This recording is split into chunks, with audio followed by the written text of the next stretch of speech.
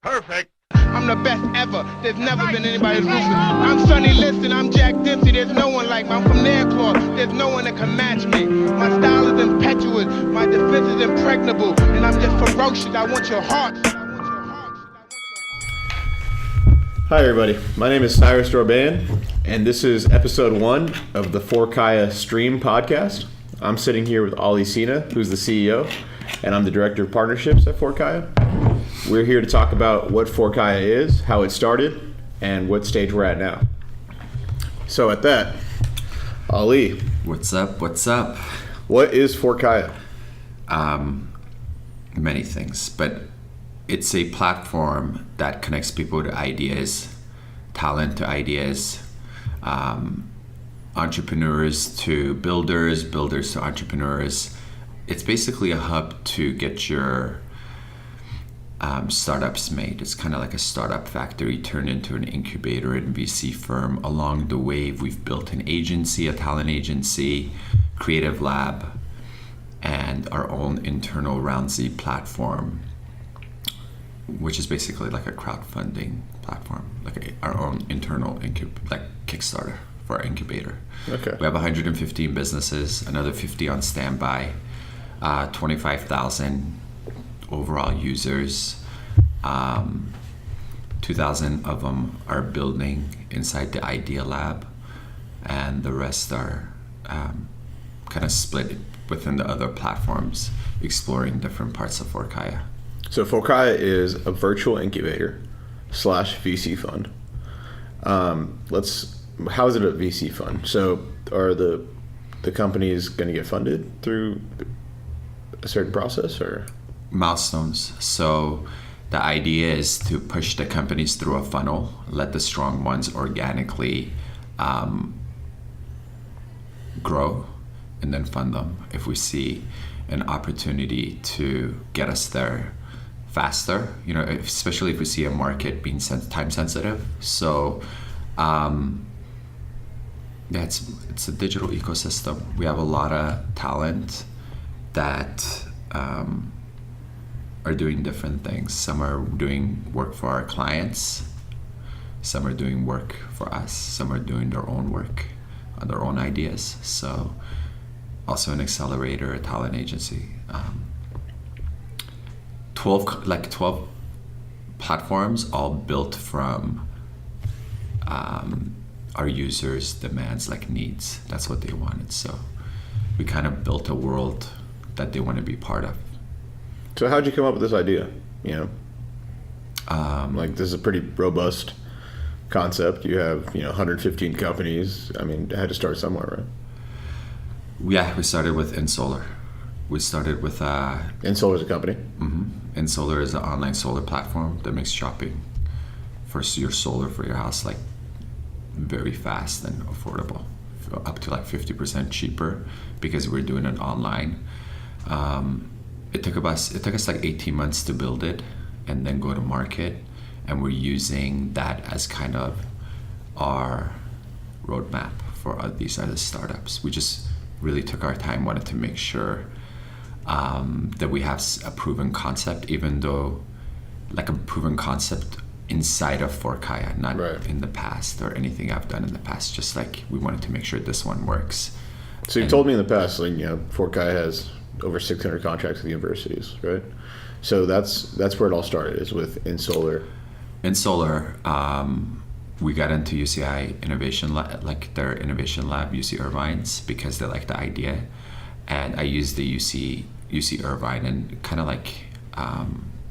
their graduating students or current students to help me build the platform, and that's where I got some of the kids that interned for me liked it a lot and recommended other friends, and that other schools started reaching out and saying they liked the Combine program, because we kind of built it so people can access different aspects of a career before they choose one. So that's smart. Ultimately, it ended up being advantageous for students inside of schools who are about to choose their career. So then when scaling up to Forkaya, that's what kind of led you into making it the unique kind of structure that it is, right? Like you have a 33% split between the employees, the person who brings the idea to the table, and the incubator. Yeah, I believe like in sharing. I think that's the key to our success, like listening and sharing. And I feel like if it's a fair split, the ideas will organically be made. Like there's enough people, talented people that'll work on them. And what we look for is those are open positions. We look for like starting 5 in each team. We look at Forkaya as a big league. But instead of our teams like going up against each other, we're all working with each other. We all share. We have a percentage of the company, 3% set aside for everybody, regardless of what startup they're in. So we share those successes with everybody that's part of the Forkaya family. Wow. And that's in all 115 companies that are currently... In the future, 1,000 companies. That's funnel 1 is 115 companies. Funnel 2 is another 115 companies, 130, 50, whatever. So how do you actively manage 115 companies? They manage themselves. Like you put a point person on each team? We have a big support team that takes care of everything, but we watch it kind of like an ant farm. We look at the lab as an autonomous working machine. People that are attracted to the work will work on them, and the idea will organically grow. It's crowdsourced, so we'll know if it's a good idea. Then we'll find out how many people actually want to build it. Then we'll find out how many people want to project manage. And then we get a lot of data through our own process, whether it's the talent that's plugged into the system or the idea that's plugged into the system. And the life cycle of that is forever, because fork in itself is meant for the ideas to fork off and build other things. We completely believe in pivoting.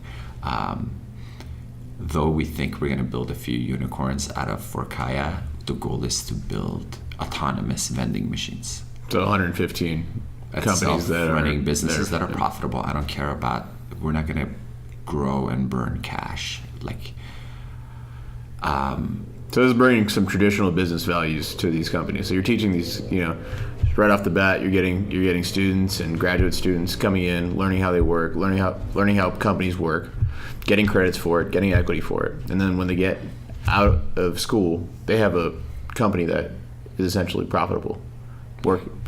It's they have a company because of our mentorship and our kind of business acumen. We know how to turn these, when it's time, we know how to turn the businesses profitable, as opposed to just the old kind of VC model, which is overvaluing companies based on users and burning through cash for growth in hopes of hitting critical mass, and then we own the market and all that. I don't believe in any of that stuff. I really don't. I think it's a broken model. I believe in businesses that are, you build something, you get the users, you get people that love it, you make as many adjustments to it as possible. At some point you pivot into your users' needs, and that's the company. If that's not what you started off with, then you can start that again and try to go for that company again. But we're not going to, but we have our company, then you can fork off and do another one. From an organizational leadership perspective, I think people are interested, when you say 115 companies, right? What does your day-to-day look like? How do you, if you have a support team, how does that look? Like, how do you, that's still 115 point people to speak to. How often does that happen? I'm super accessible, or I try to be super accessible. At some point you'll be able to get a hold of me. There are multiple ways, but my ideas are amazing. The way I spend my days are experimenting, failing, designing, I do all of it. I try to do a little piece, just the ways I do the Combine program myself. The same way anybody can go on the development team or project management team or design team and see different point of views and the vantage points from all divisions of an organization to get a cohesive understanding of what the organization's mission, cause, and values are. I mean, like Combine. Elaborate on Combine. Combine program is like our NFL, like the NFL has a Combine program. We have that for startups. So it's like a plug and play, or Plug and play. You join the Combine program and you can play. You kind of pick your team that you want to work on, which is the startup. You pick your position that you want to work on. You can be a quarterback. You can be a developer. You can be on the business team. You get to try different things. What's the timeline on those? Anytime, as long as they need you. I started at like a 10-week like minimum, but like we're trying to do away with the concept of time entirely within our organization. Like we've never believed in like deadlines or anything like that, because we don't push things into when it's ready, when the product is ready, then the work is done. Our work is pretty much done. Like it's a good product. We know it's good. We've already talked to everybody that's used it. So with that, organically, the better ideas, quote unquote, those companies end up going forward, and the ones that people don't want to work on are just the ones that are kind of stagnant. Is that correct? They just like any kind of other organism. Some survive, some kind of like stay there, some die out, some are just obsolete, and some are life-changing. We have a few of those life-changing things. Not every single thing we're doing is like conceptually just like a fun app. There are a lot of apps that could help a lot of disadvantaged people, humans, become whole through technology. There's a lot of work ahead, but a lot of discovery still about the human mind, the human brain, our like the way we think, our concept of work, how it should be, an office, 9 to 5, ownership, like what you want to do with your life, your responsibilities, what you define as a life. Is it an experience? Is it something deeper? Do you want to accomplish something more? All of this stuff we have, with a push of a button, somebody into our platform that's working on whether it's a client project or Idea Lab project or a Creative Lab thing, they can work on working some of the bigger problems in our country, like world. Well, the good thing is you're catching them while they're young, right? You're getting people that have big ideas. You're still you're still in college. You think you can change the world, and you're instilling that you can, right? You can change the world. You can. Yeah, because everybody else is going to try to tell you you can't, and try to kind of marginalize you into a box so that you feel so it's easier for everybody. But it's like the human brain that we have. That's the asset. And you're letting them test their ideas and seeing if it works prior to even entering into the workforce. And they're able to, enter the workforce having a company, owning a company, 33% of a company, 66% of a company, if they came up with the idea, right? Or they worked, they worked with us a little bit. They like what we're doing. They use our connections to get their dream job. Yeah. And they're getting credits while they're doing it. Exactly. Yeah. So the good thing is your base is happy. The users are happy. Right. Now it's scalability. How do you get 1,000 companies? By opening it up. We're very, very, we're growing very sustainably. Yeah, you're going to need money, right? You're going to need more money. Exactly. You have to grow sustainably. Yeah. That's your money. We put an X amount of money aside to be able to make this thing happen, and we are at the phase that it's happened. It's kind of like self-sustaining. Now it's time to pick the right facilities to work with, the right partners to work with, whether it's a corporation or an institution, whatever. But to be able to bring the platform not just to kind of like the users within the universities, but to the people that have been kind of waitlisted, the people that have been waitlisted, the people that are really interested, that have experienced building these things, and they've been looking for this. But those people aren't going to leave their, steady paychecks to be able to start a startup. It's a very small amount, isn't it? What you think, or are you seeing a different trend? I think the steady paycheck thing is the thing of the past. I think that's going to be the problem. The steady paycheck. People are going to hire contractors, 30-hour part-timers, so they don't have to pay. Like it's very competitive. People can hire talent from anywhere in the world for half the price, and with platforms that people are completely capable of doing those things. It's scary. So, with that thought, how do you see Forkaya expanding to be able to handle some of the needs that companies have, while also being able to grow organically on the incubator side? Because I know you have, this is something you're wrestling with, right? You're trying to figure out how to sustainably grow while being able to utilize all your users.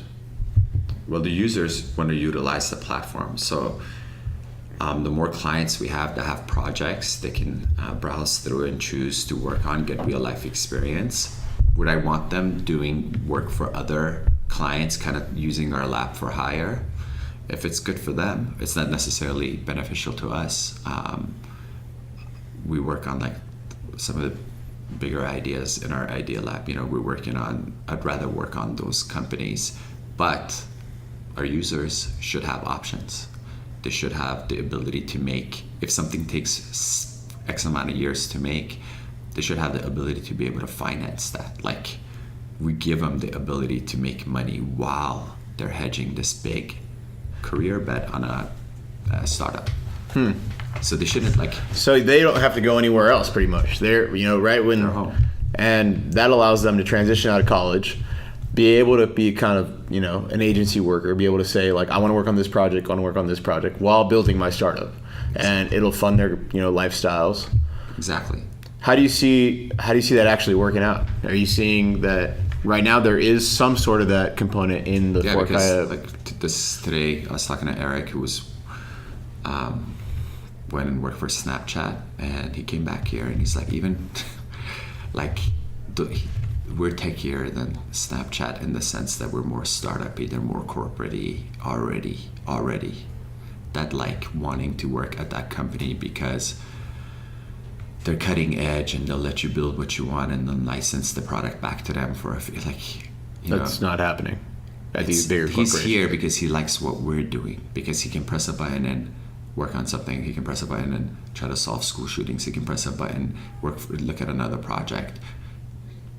Be in the business team, see what the business team in solar is thinking about, how they're going to become the Uber of solar energy, how we're cleaning up the market, how a platform that is essentially started off as just being a quick proposal tool has formed into a comprehensive solar purchasing platform that cut the price of solar in half. We listen to the users, we give it in their hands, and we iterate until it's exactly what they want, and then we monetize it. If you're at Forkaya, let's say, and InSolar goes public, do the users get a check?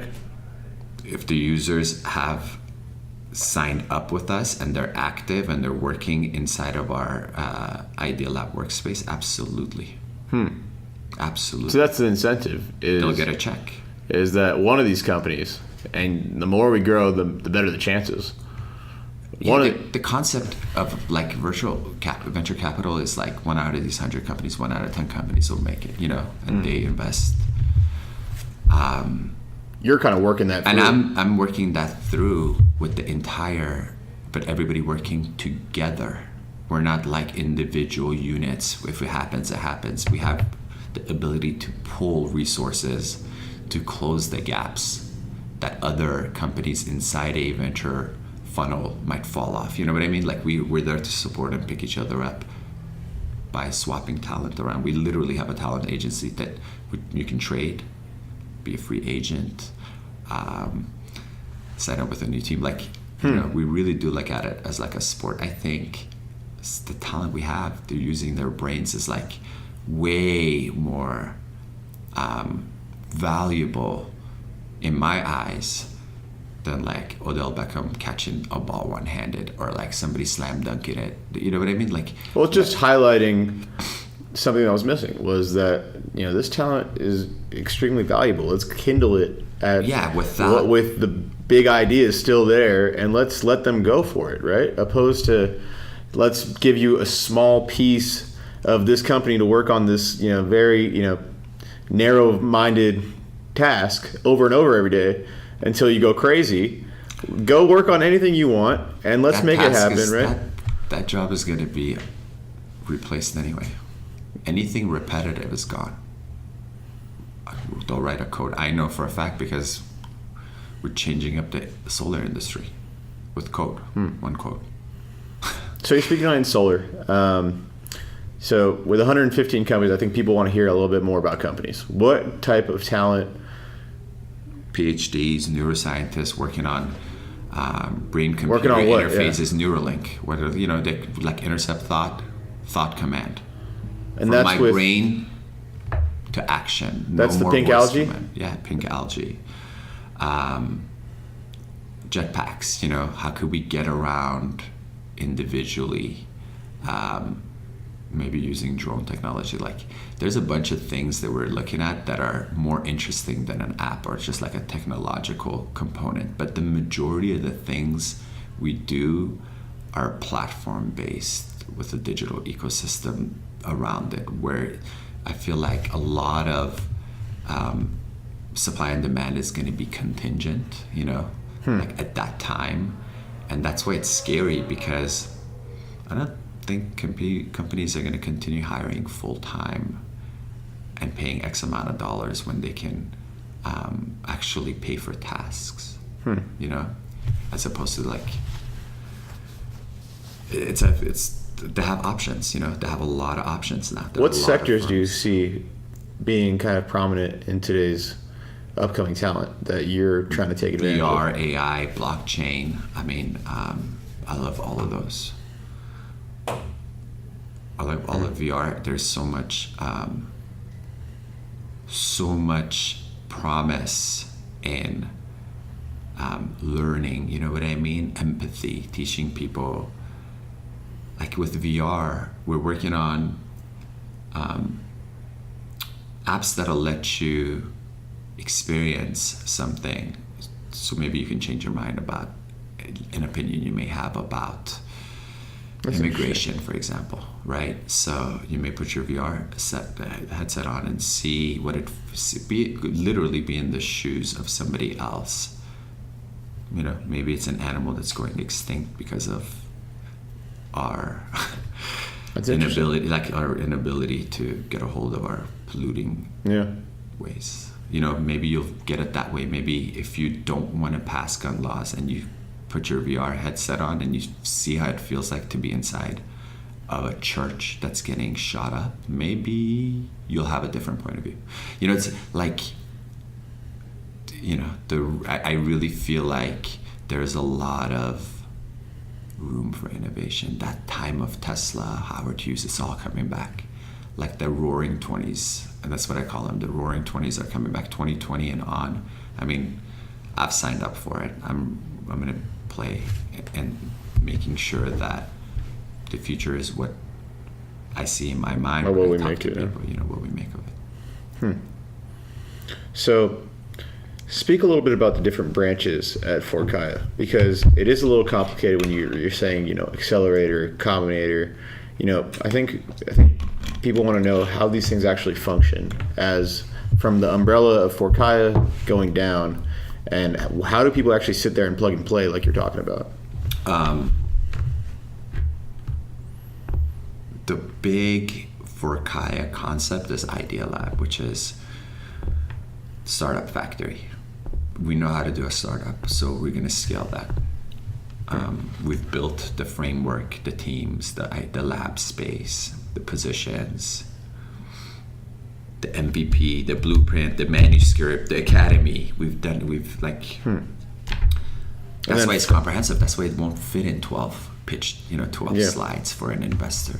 It's just too complex, too future thinking, too layered.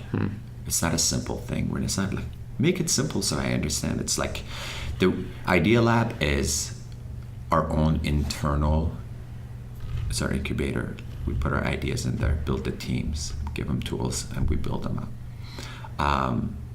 The accelerator are external ideas that go through a committee and then we vote on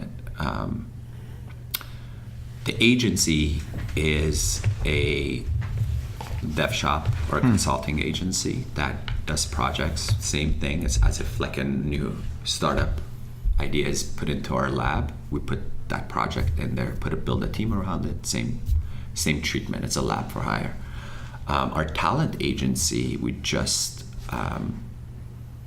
launched is because we have a lot of people just reaching out to us. They kind of like the unstructured way of our Combine program and the way we're teaching talent to go about working and thinking about a problem.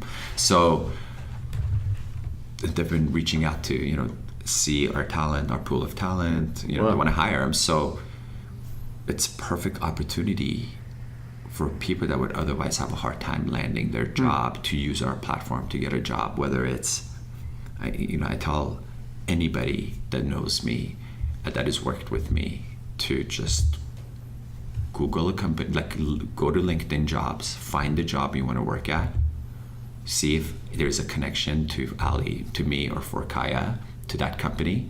Send me a note. I'll be happy to, if I know you and I know the kind of work you've done, or my team can let me know if the kind of work you've done within our ecosystem, I'll be happy to connect. Recommend. We've done this a few times, and that's the agency was born out of that. Was kids want to get they need a hookup. Yeah. Well, I think we're living in a world where right out of school, competitive advantage, you need a hookup. Well, right out of school, they're asking for 2 years experience. And hey, let me see your book of business. Let me see your platform. Let me see your portfolio. It's like you're providing the avenue. Literally graduated. Thank God I entered in Forkaya over the summer and have 3 projects I've worked on. Here they are. You can see it's wide. Yeah, it's wide. It's a wide spectrum of ideas that they worked on, and they're able to showcase what 2 years of experience would look like. I would say in a year, even less. We're just starting off. Yeah, 1 year in business, and already profitable. That's a big deal. To be already profitable under a year is a big deal. Because the business model is good. All of this would cost like $1 million a month to do if it wasn't a sharing model. But it's good for everybody. In about a year's time, we should have the best mentor, designers, programmers, when it's actually time to onboard some of the key components, because we have the infrastructure in place. We're going to be just like we were 6 months ago. We're a lot further ahead now than we were 6 months ago. We're going to be in a completely different place. The experience will be 6, 7, 8 stars out of 5. And that'll let you scale, right? Right now that's the issue. We have 115 companies.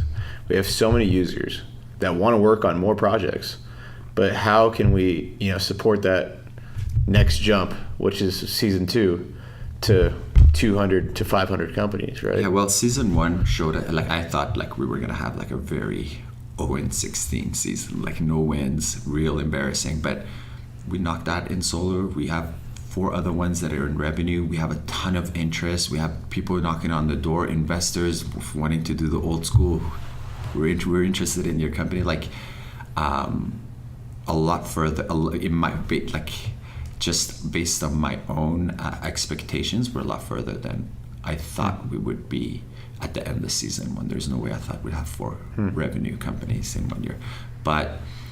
I see we see them as kind of seasons. I see this next season as so pivotal because we have project managers that can take the next 10, 20 companies and have prototypes, and that's what I see.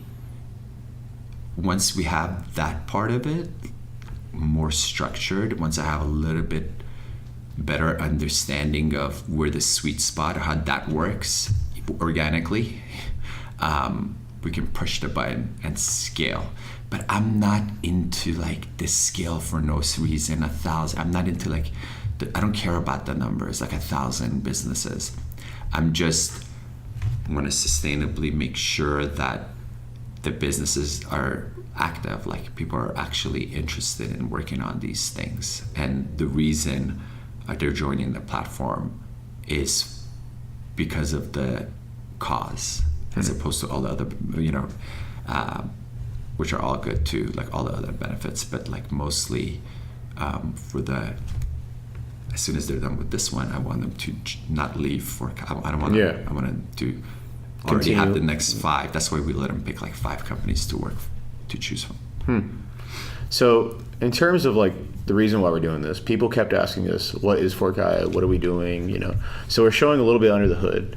I think it'd be very beneficial since season 1 is coming to an end, let's start off with, you know, who's the MVP? Who is most improved player? You know, we can kind of showcase those different companies in the upcoming podcast, do some founder calls, talk to the people that have worked on the projects, and really show, you know, how happy people are working here and how we can actually scale together, how they feel about staying, how they feel about scaling. And totally, like it's just another communication tool, you know, phone, email, video chat, Zoom. I feel like this is just another communication tool with us and the users, and make sure that there's going to be a symbiotic relationship. They know of every way to use the platform to their advantage, and also an opinion to it gives a chance for the user to also see, not read, really see kind of like where our thinking is 10 years, 20 years down the line of where these companies or where this platform is going to be, where this digital ecosystem is going to be, who's going to be part of it, you know? Yeah. Well, I look at it as a way for them to use your platform to get their idea out to the general public. Right now, they've been working for, let's say, 10 months on their startup. Let's start showcasing what they've been up to, okay, and start showcasing what's coming into the next season, what's in the loop, you know? Yeah, I'm totally up for that. All right. Awesome. So that concludes our first podcast. This is the Forkaya Stream Podcast. Catch you next week.